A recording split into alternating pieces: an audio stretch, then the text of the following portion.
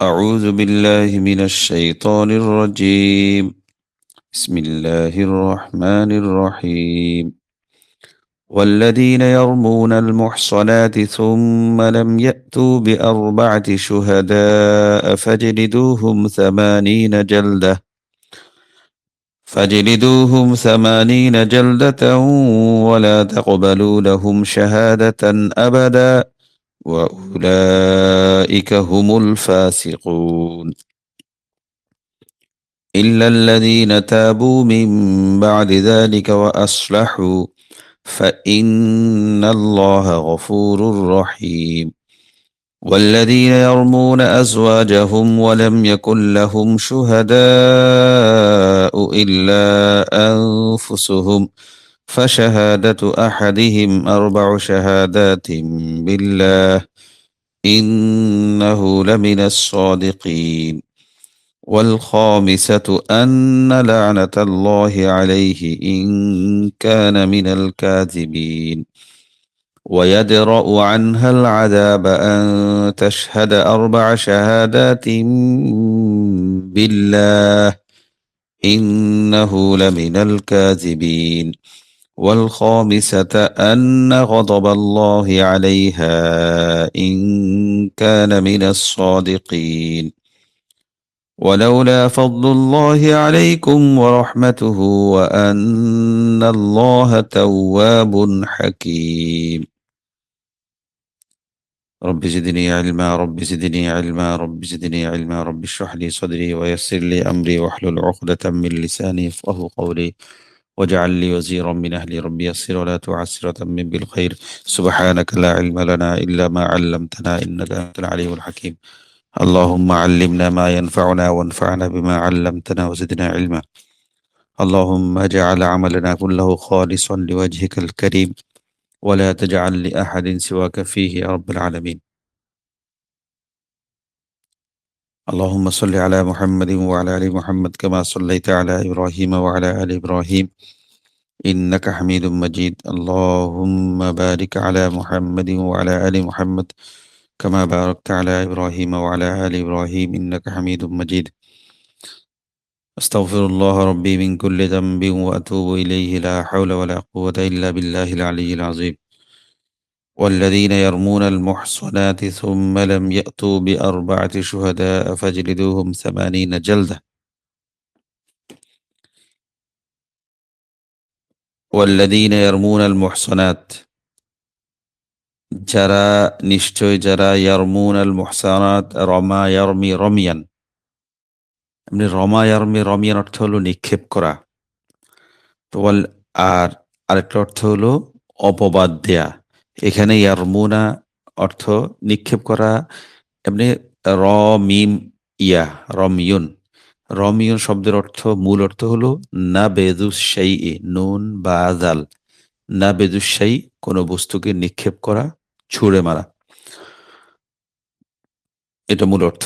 তো এটারই একটি অর্থ হলো, প্রচলিত অর্থ, ব্যবহৃত অর্থ অপবাদ দেয়া। তো অপবাদটাও এক ধরনের আসলে একটা বক্তব্যকে ছুঁড়ে মারা কারো প্রতি।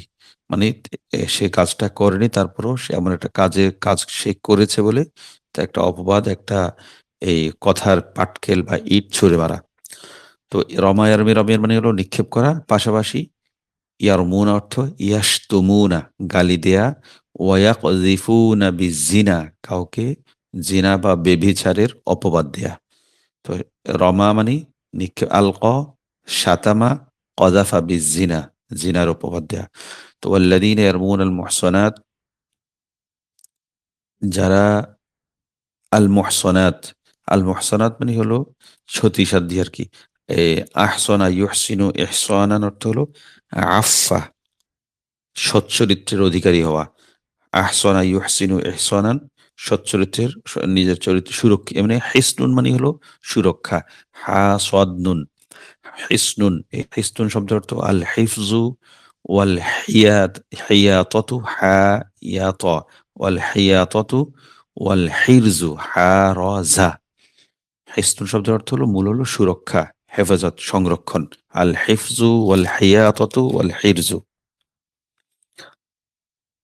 তো আহসনা মানে যে কি করেছে, সংরক্ষণ করেছে, হেফাজত করেছে। কাকে? তার লজ্জাস্থানকে।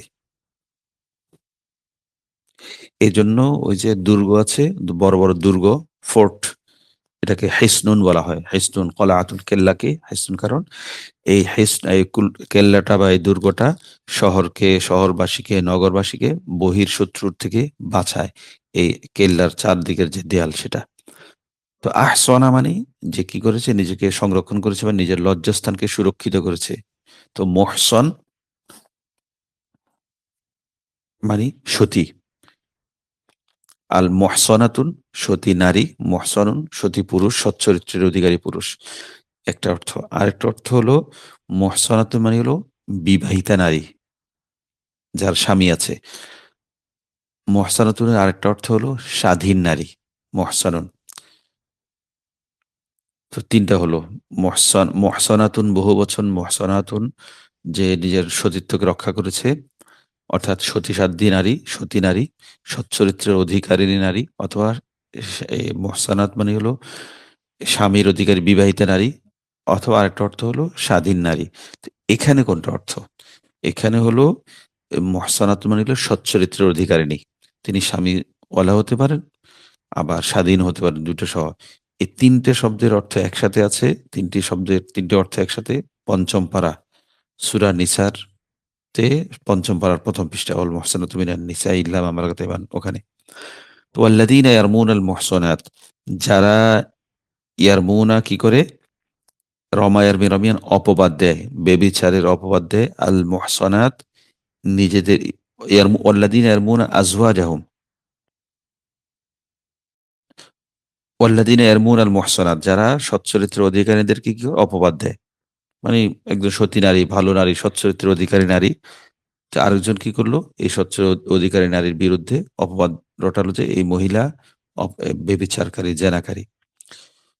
এই তো দাবি করলো, সে অপবাদ ছড়ালো। কিন্তু অপবাদ সেটা একটা দাবি করলো, দাবির সপক্ষে তো দলিল লাগবে।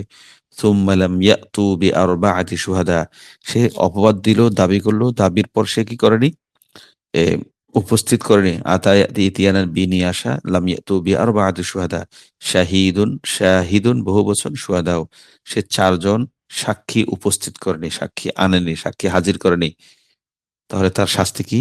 ফাজলিদুহুম সামানিনা জালদা, তোমরা তাকে কি করো? ৮০ টা দৌড়া মারো। জালাদা ইয়াজলিদু জালদান মানে দৌড়া মারা, আই দরবা বিল জিলদি, চাবুক মারা। ফাজলিদুহুম সামানিনা জালদা, তাকে তোমরা কি করো? ৮০ টি চাবুক মারবে। ওয়ালা তাকবালু লাহুম শাহাদাতান আবাদা, আর কখনো তার সাক্ষ্য কি করো না? গ্রহণ করো না। কবিলা ইয়াকবালু কবুলান, গ্রহণ করা। ওয়ালা তাকবালু লাহুম, উম তাদের কখনো তোমরা গ্রহণ করবে না। তাকবালু লাহুম তাদের পক্ষে, তাদের সপক্ষে, অর্থাৎ তাদের সেই ব্যক্তিদের, শাহাদাতান সাক্ষ্য, আবাদান কখনো।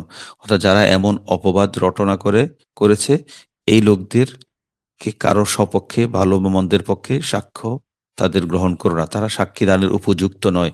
কারণ একবার যেহেতু একজন সতী নারীর বিরুদ্ধে মুখ খুলেছে, তো আরেকবার যে সাক্ষ্য দিতে গিয়ে আর নিরপরাধের বিরুদ্ধে কথা বলবে না, টাকা খেয়ে, প্রভাবে, এটা বিচিত্র কি? ওয়া উলাইকা হুমুল ফাসিকুন, আর তারা নিজেরাই তো ফাসিক। ফাসাকা ইয়াফসুকু ফিসকান, ফাসিক হওয়া। এরা সবাই যারা এমন কাজ করে, যারা মিথ্যা অপবাদ দেয়, অন্যের মিথ্যা রটনা করে, এবং তার সপক্ষে কোনো দলিল প্রমাণ হাজির করতে পারে না, সাক্ষ্য হাজির করতে পারে না, তাহলে এরাই কি? ওয়া উলাইকা হুমুল ফাসিকুন, তারা পাপাচারী, তারা সত্যত্যাগী, তারা আল্লাহর আনুগত্য থেকে বেরিয়ে যাওয়া ব্যক্তি।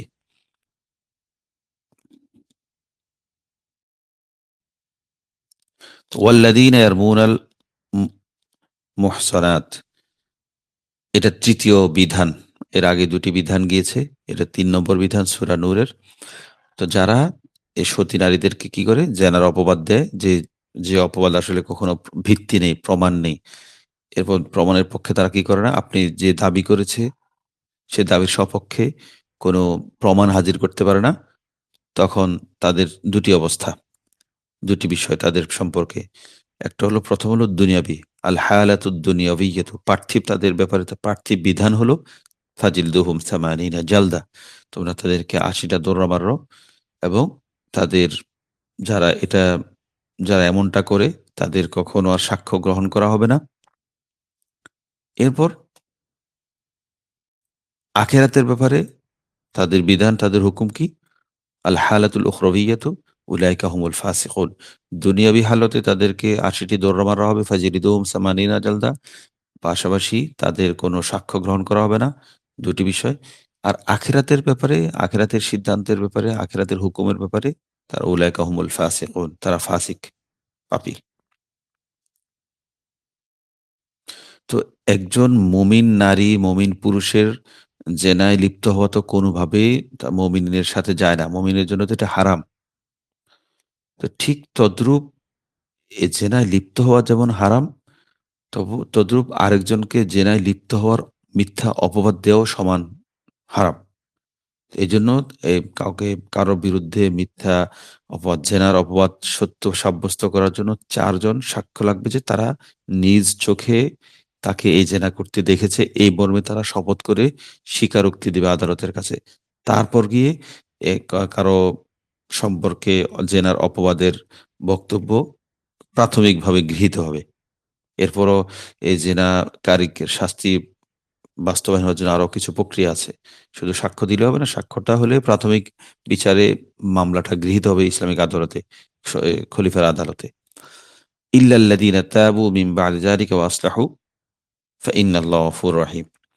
তো এরপর যারা অপবাদ দিয়েছে, ফাসিক হয়েছে, এরপর এমন জঘন্য পাপ করার পর যদি কারো সুমতি হয়, ইল্লাল্লাযীনা, কিন্তু যারা কি করেছে? তো ফাসিক হবে না। কারা? কারা?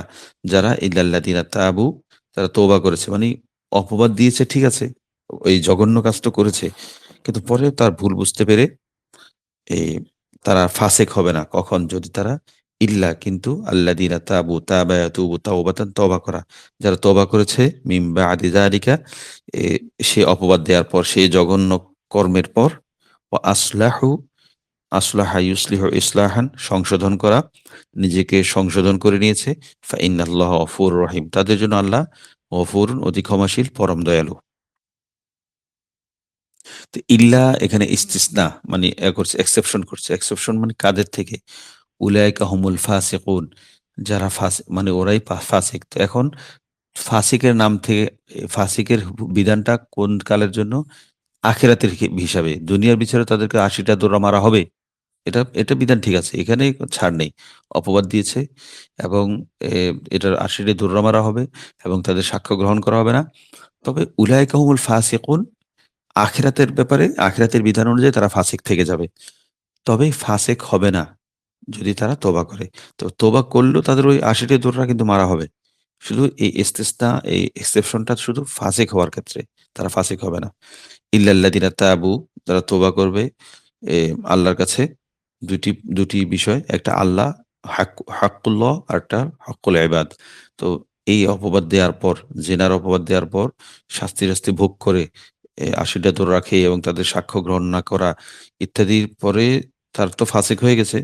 ফাসিকের নাম থেকে এক তালিকা থেকে নাম কাটানোর জন্য তারা তওবা করে মিন বা'দি যালিকা, সে অপবাদ দেওয়ার পর, ওয়া আসলাহু, আল্লাহর কাছে তওবা করে, ওয়া আসলাহু, নিজেকে সংশোধন করে।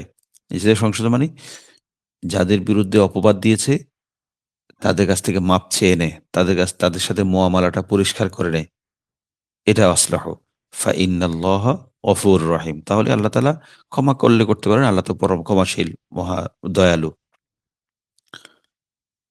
ওয়াল্লাযীনা ইয়ারমুনা আজওয়াজাহুম, এটা ৪র্থ বিধান। আমরা ৪ টা বিধানের কথা বলেছি না? এটা ৪র্থ বিধান। ওয়াল্লাযীনা ইয়ারমুনা আজওয়াজাহুম, রমা ইয়ারমি রমিয়ান, কি করা? ওই অপবাদ দেয়া। কাউকে এম কাউকে জেনার অপবাদ দেয়া, কাউকে জেনাকারী সাব্যস্ত করার জন্য চেষ্টা করা। তো আল্লাযীনা ইয়ারমুনা আজওয়াজাহুম, যারা কি করে? যারা অপবাদ দেয়। যারা অপবাদ দেয় আজওয়াজাহুম, তাদের স্ত্রীদেরকে, যে সমস্ত পুরুষ, যে সমস্ত স্বামী ইয়ারমুনা অপবাদ দেয়, জেনার অপবাদ দেয় আজওয়াজহুম, তাদের স্ত্রীদেরকে, ওয়ালাম ইয়াকুল লাহুম শুহাদাউ ইল্লা আনফুসুহুম, ওয়ালাম ইয়াকুল লাহুম, আর তাদের কাছে থাকে না শাহিদুন বা শাহিদুন, বহুবচন শুহাদাউ, সাক্ষ্য। সে স্বামী বলে যে আমার স্ত্রী জেনা করেছে। এ কথার পর সে সপক্ষে, তার দাবির পক্ষে কোনো সাক সাক্ষী হাজির করতে পারে না। তাদের কাছে কোনো সাক্ষী থাকে না। ইল্লা আনফুসুহুম, নিজেরা ছাড়া। সে স্বামী একাই শুধু এই কথা বলছে।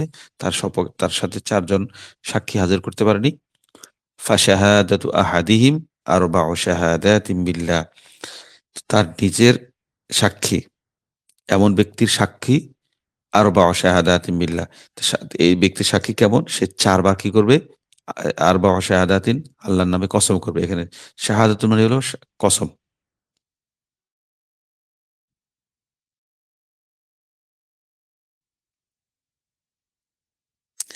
তো একজনের যে সে যদি কসম করে বলে ৪ বার যে, "আমি আল্লাহর কসম করে বলছি আমি আমার স্ত্রীকে এমনটা করতে দেখেছি।" এভাবে ৪ বার বলার পর তাহলে সে তার ৪ বারের সাক্ষ্যটা, কসমটা ওই ৪ জন সাক্ষীর বরাবর হবে। তো ফাশাহাদাতু আহাদিহিম, তাদের কারো কি এমন ব্যক্তি, আহাদি মানে কি এমন ব্যক্তির সাক্ষ্য, এমন ব্যক্তির বক্তব্য হবে কি, কি এমন ব্যক্তির বক্তব্যটা কেমন, সাক্ষ্যটা কেমন হবে? আরবাউ শাহাদাতিন বিল্লাহ, আল্লাহর নামে শাহাদাতুন, কসম করে বলবে। আল্লাহর নামে ৪ বার সাক্ষ্য দিবে মানে আল্লাহর নাম করে কসম করে সে বলবে যে সে কি করেছে? এ সে সাক্ষ্য দিচ্ছে যে সে তার স্ত্রীকে দেখেছে এমন। ইন্নাহু, শপথ করে আল্লাহর নামে শপথ করে বলবে, ইন্নাহু লামিনাস সাদিকিন, সে সত্যবাদীদের অন্তর্ভুক্ত। মানে স্ত্রীকে যে অপবাদ দিচ্ছে সে অপবাদের ক্ষেত্রে সে সত্যবাদী। আল্লাহর নামে ৪ বার কসম করে এই সাক্ষ্যটা দিবে যে সে তার স্ত্রীকে এটা করতে দেখেছে।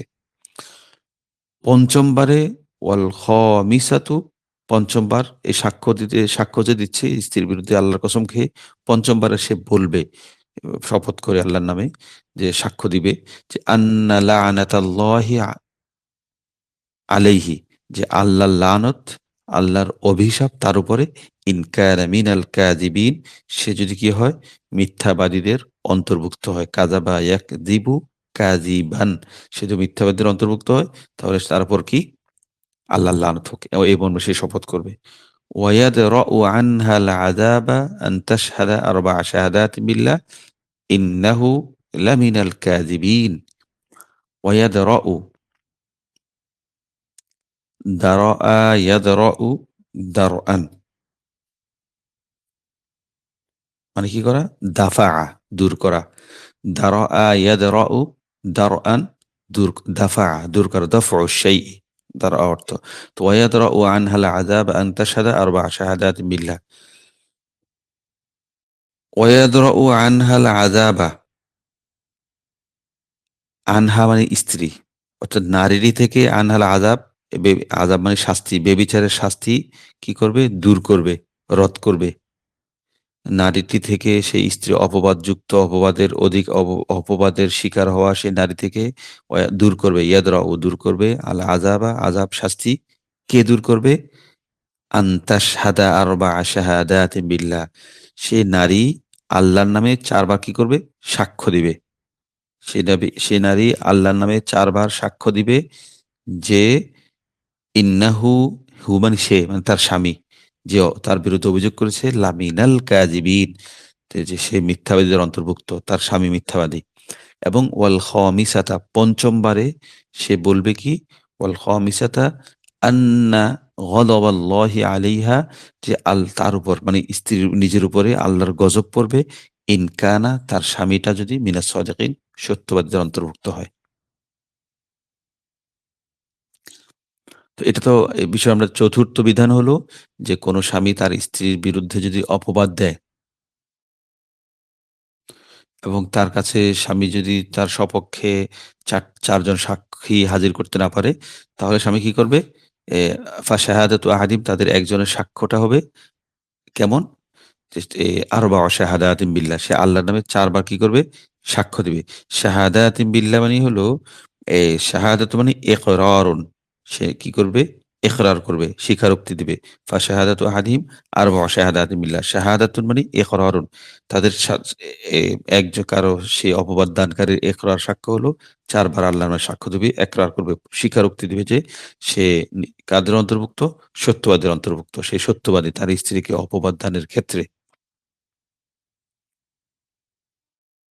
আর ৫ম বার সে শপথ করে বলবে, "আমি আল্লাহর নামে শপথ করে বলছি যে আমার উপর আল্লাহর লানত, এ যদি আমি মিথ্যাবাদীর অন্তর্ভুক্ত হই।" এটা তো সে স্বামী ৪ বার সাক্ষ্য দিয়ে ফেলল। তো ৪ বার সাক্ষ্য দিয়ে ৫ম বারে নিজের উপর লানত করল। সাক্ষ্য আল্লাহর নামে কসম করে। তো এখন তো স্বামীর দিক থেকে পরিপূর্ণ সাক্ষ্য। মানে স্ত্রীর অভিযোগটা গৃহীত হয়ে গেছে বিচারের জন্য। এখন যেহেতু সাক্ষ্য নেই, বাইরে কোনো সাক্ষ্য নেই। তখন স্ত্রী সেটাকে একজনের সাক্ষী দিলেই আরেকজনকে এ শাস্তি দেয়া হয়ে যাবে এমনটা নয়। এরপর স্ত্রীর কাছে বক্তব্য চাওয়া হবে, "তুমি করেছ কিনা?" স্ত্রী যদি অস্বীকার করে, তো ঠিক আছে। তাহলে স্ত্রীকেও বলবে, "তুমি ৪ বার শপথ করো।" ওয়ায়াতরাউ আনহাল আযাব। সে নিজের উপর থেকে শাস্তি হদ কেসাস শরীয়তের বিধানের যে বিচার আছে সেটাকে রোধ করার উপায় হলো সেও আল্লাহর নামে শপথ করে বলবে যে সে কি করেনি? আনতাশহাদা আরবা শাহাদাত, সে আল্লাহর নামে ৪ বার শাহাদাতুন শাহাদাতুন ইখলাস স্বীকারোক্তি দিবে আল্লাহর নামে শপথ করে। যে কি শপথ করে কি বলবে? যে ইন্নাহু মানে সে মানে তার স্বামী মিথ্যাবাদীদের অন্তর্ভুক্ত। সে শপথ করে বলছে স্বামী যে তার বিরুদ্ধে যে অপবাদটা দিচ্ছে সেটা সে ব্যাপারে তার স্বামী মিথ্যাবাদী। এবং ৫ম বারে বলবে এ শপথ করে বলবে আরকি ৫ম শপথ। খামিসা মানে আশ-শাহাদাতুল খামিসাতা আন্না গদাবাল্লাহি আলাইহা, আল্লাহর গজব তার উপরে ইন কানা মিনাস সাদিকিন, তার স্বামী যদি সত্যবাদীদের অন্তর্ভুক্ত হয়। তার স্বামী সত্যবাদী হলে তো সে মিথ্যাবাদী স্ত্রী। সে যে জেনার অপবাদ অস্বীকার করছে। ওয়ালাউলা ফাদলুল্লাহি আলাইকুম ওয়া রাহমাতুহু, যদি ওয়ালাউলা ফাদলুল্লাহ, আল্লাহর অনুগ্রহ না হতো, ওয়া রাহমাতুহু এবং তার রহমত না হতো। আলাইকুম তোমাদের প্রতি যদি আল্লাহর ফজল অনুগ্রহ, ফদলুন অনুগ্রহ এবং রহমত না হলে তাহলে কি হতো? লাহালাকতুম। এই লাউলার পরে এটা লাউলার হরফুশ শর্ত। জাযা বা জাওয়াবটা উচ্চ আছে। যদি আল্লাহর অনুগ্রহ না হতো এরপর উচ্চ কি? লাহালাকতুম, তোমরা ধ্বংস হয়ে যেতে। ওয়া আন্নাল্লাহা তাওয়াবুন হাকীম। আল্লাহ তাওয়াবুন, আল্লাহ কি? তওবা কবুলকারী, অত্যধিক তওবা কবুলকারী, অধিক তওবা কবুলকারী। হাকিমুন, এই প্রজ্ঞার অধিকারী, প্রজ্ঞাময়। তো আল্লাহ তাআলা এখানে যারা অপবাদ দেয় এবং যারা অপবাদকে অস্বীকার করে, তো এটা মূলত অপবাদ দেওয়ার পরও যদি কেউ মিথ্যা অপবাদ দেয়, আর কেউ যদি অপবাদের উপযুক্ত মানে সে জেনা করেছে তারপর সে যদি ইয়াকে না করে, স্বীকার না করে, "না, আমার স্বামী আমাকে মিথ্যা অপবাদ দিয়েছে" অথচ সে জেনাকার করেছে নারী। এমন হওয়ার পরও আল্লাহ তাআলা তাহলে তো স্বামী হয়তো মিথ্যা অপবাদ দিচ্ছে অথবা স্ত্রী কখনো নিজেকে মিথ্যা স্বীকারোক্তি দিয়ে নিজেকে নিষ্পাপ প্রমাণ করার চেষ্টা করছে।